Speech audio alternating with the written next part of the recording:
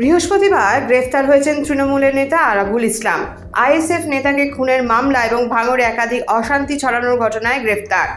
ভাঙড়ে তৃণমূলের এই প্রাক্তন বিধায়ককে নিয়ে রাজনৈতিক চাপানুতর চরমে।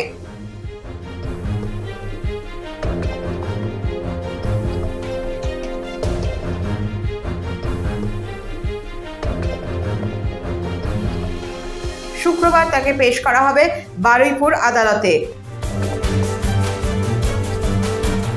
তার আগেই কড়া নিরাপত্তায় মুড়ে দেওয়া হলো আদালত চত্বর। মোতায়েন করা হয়েছে বিশাল পুলিশ বাহিনী।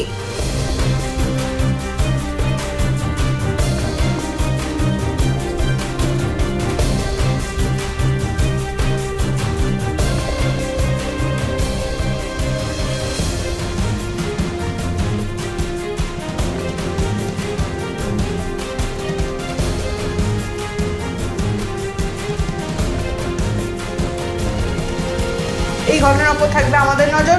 আপনাদের নজর থাকুক এই সময় ডিজিটালে।